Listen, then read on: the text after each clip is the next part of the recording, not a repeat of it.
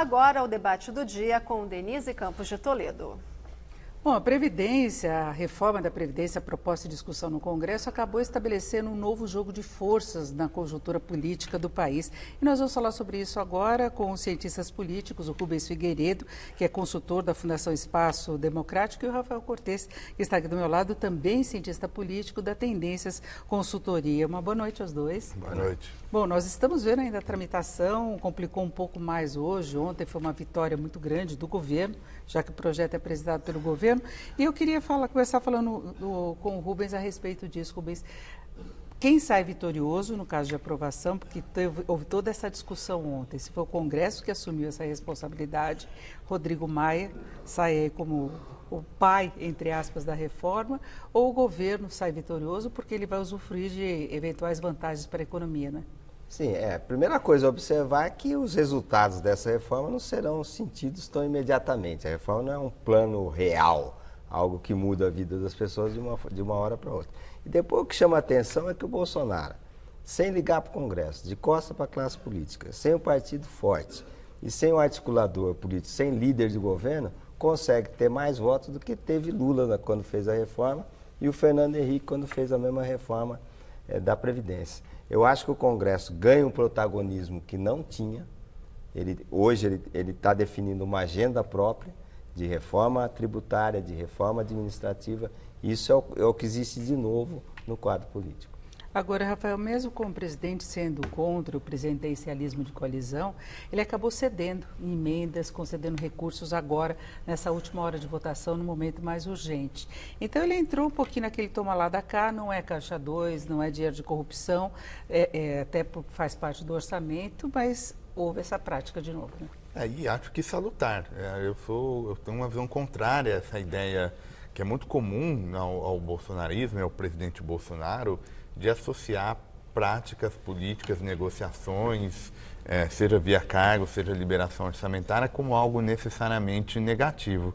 Na verdade, o representante é eleito para tentar influenciar o desenho de políticas públicas. E uma parte desse desenho é a alocação dos recursos orçamentários. E acho que uma boa parte dessa explicação desse número muito elevado de votos, né? Então o Rubens comentou do número expressivo mesmo nesse cenário de um presidente que trata mal o Congresso, porque na verdade não é um apoio propriamente ao governo Bolsonaro, né? Me parece que o Legislativo encontrou na reforma da Previdência uma maneira de se contrapor a essa retórica da nova e velha política. Somado a essa liberação de recursos orçamentários, ajuda a gente a entender esse placar bastante dilatado, pelo menos para o texto base.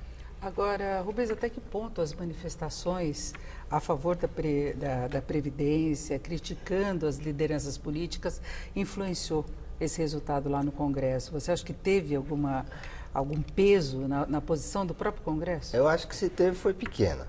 Eu acho que o Congresso tomou para si a responsabilidade de fazer a reforma política porque percebeu que do jeito que estava o Brasil não ia andar.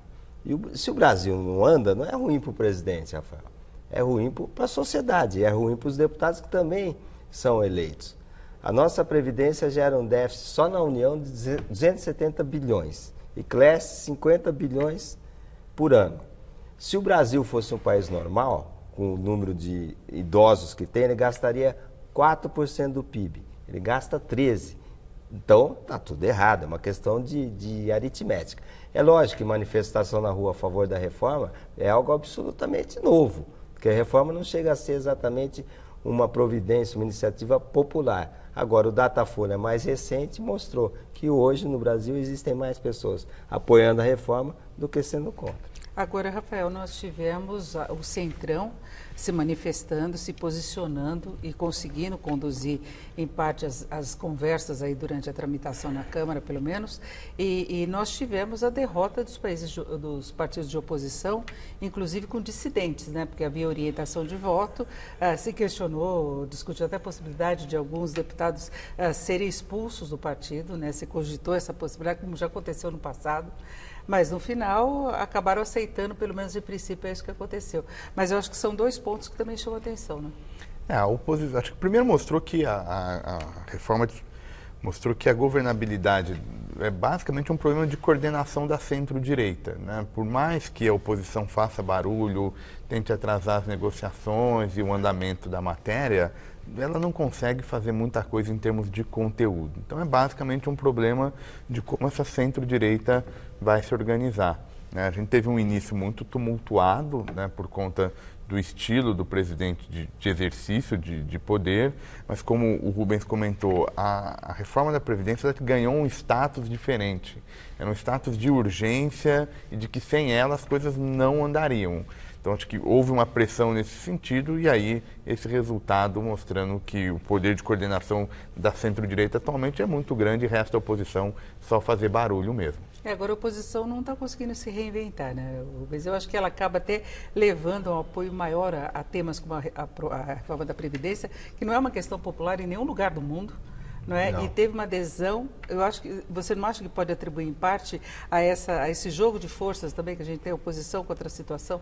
Eu acho que sim. O Rafael lembrou bem. A oposição não tem conteúdo. Ela é contra, mas ela não tem uma proposta alternativa.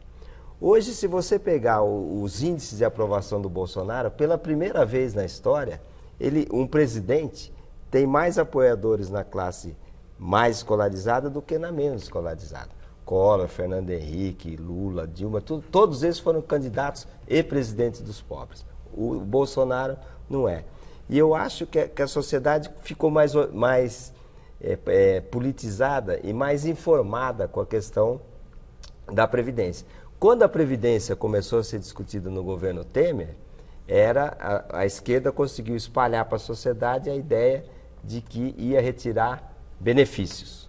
Depois mudou e o Bolsonaro conseguiu mostrar para a sociedade que a reforma da Previdência, na verdade, retira privilégios. Isso foi uma grande vitória. Só que até o último minuto ele defendeu as polícias de modo geral e conseguiu mudanças que garantem uma flexibilidade maior para a categoria.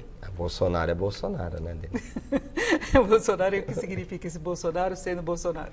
O Bolsonaro, sendo Bolsonaro, é um presidente que não tem essa capacidade, ou pelo menos não tem a disposição de arbitrar conflitos, né? Então, em boa medida, a agenda econômica não era algo natural, né, do Bolsonaro. Não foi por ali que ele se elegeu, né? Então teve uma grande luta, e acho que ele percebeu ao menos que não existia saída longe da Previdência, mas não é um nome natural, não é um homem natural para implementar essa agenda.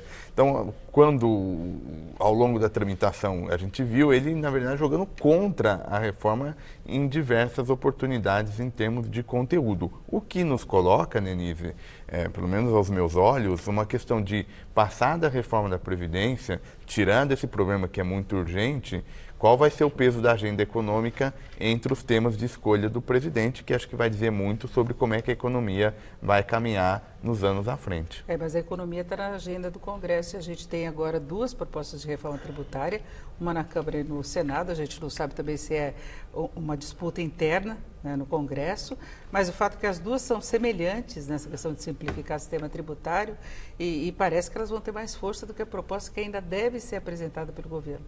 Eu não tenho dúvida. A Câmara Federal, inclusive, montou um time de economistas, né? Primeiríssima linha, o API, o Samuel Pessoa, o Marcos Lisboa. Então, são economistas aí top que estão trabalhando a proposta da reforma tributária, que é urgente e também é necessária. Agora, o que existe é a falta de um projeto de Brasil do Executivo. Você tem um projeto na economia, mas você não tem um projeto de Brasil.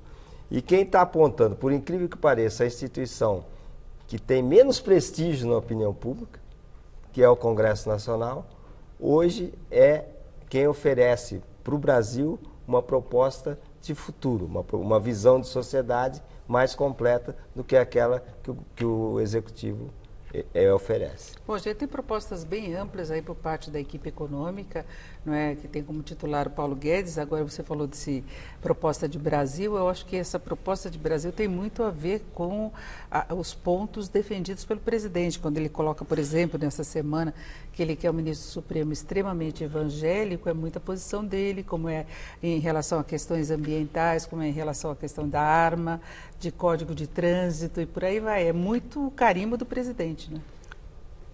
Não, tá bem. Sim, mas acontece que essas questões passam longe. Por exemplo, o problema da carteira de motorista. Isso passa longe de um projeto para o Brasil, né?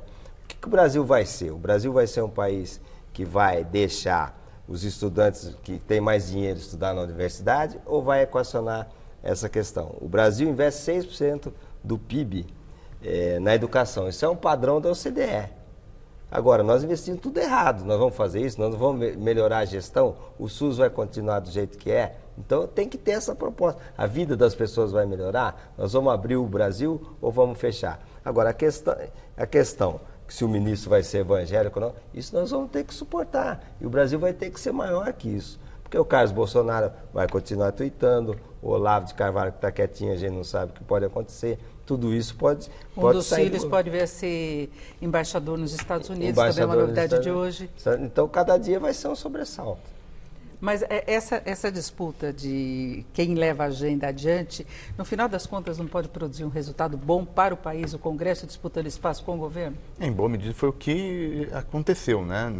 Acho que quem está competindo, novamente, para mim é dentro da centro-direita, e essa competição por esse protagonismo, o Rodrigo Maia percebeu que o presidente falha nessas questões de articulação política e ocupou esse espaço, que é o espaço da figura do moderador, de que busca negociar diante dessa retórica bolsonarista, que é pouco associada ao pluralismo, à ideia de diversidade. E aí a gente estava discutindo sobre o projeto de Brasil, é pouco provável que se construa um projeto de Brasil diante de um poder executivo, de um presidente que explicitamente fala em governar para o eleitorado dele, né? Ele personifica o eleitorado dele, como se o legislativo e a oposição não tivessem a mínima legitimidade para pensar esse projeto, seja na economia, seja em outras questões que a gente vai debater ao longo do ano. Mas já é o presidente que fala em reeleição, Rubens.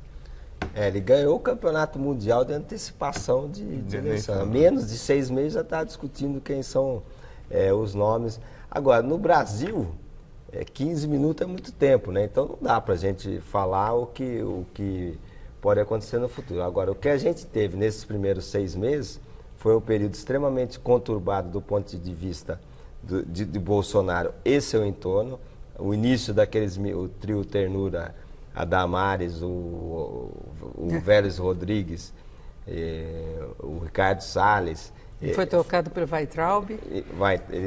Então, nós temos aí um bom caldo de problemas e de confusão. O lado bom, esse protagonismo que o Rafael apontou do Congresso, e também uma equipe econômica que está sintonizada com o mundo moderno. Nós não vamos ter desoneração, nós não vamos ter fechamento, nós não vamos ter aumento de alíquota para produtos importados. Isso é uma vitória e tanto. Agora, o curioso é que mesmo com esse ponto positivo da economia, esse canal de transmissão está bastante ainda conturbado, até por conta desse ambiente político como um todo.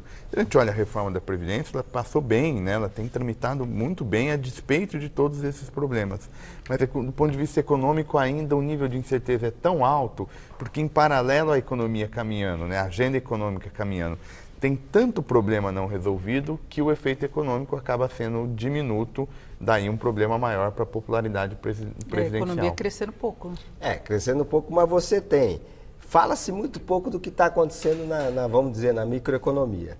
Então, essa sociedade de empresas simples de crédito, isso daí pode ser uma revolução. Você vai poder emprestar dinheiro num juro mais baixo do que o banco legalmente. Você tem essa MP da liberdade econômica.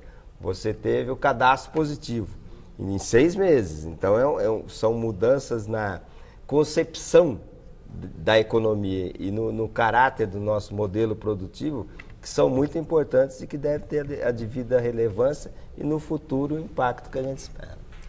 A retomada do crescimento que pode alavancar também a popularidade e aí é ver como o governo se coloca politicamente, inclusive, né?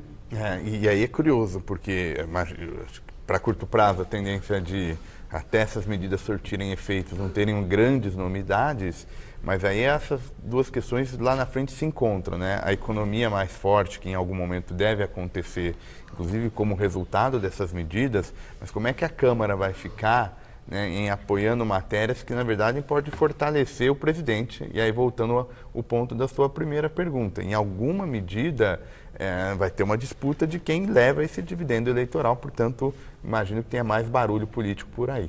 Por enquanto, o grande desafio é aprovar a reforma da Previdência, é isso. Vamos aprovar a reforma da Previdência e torcer para que o presidente divida os louros do crescimento do Brasil com a classe política. Aí o Brasil anda mais fácil.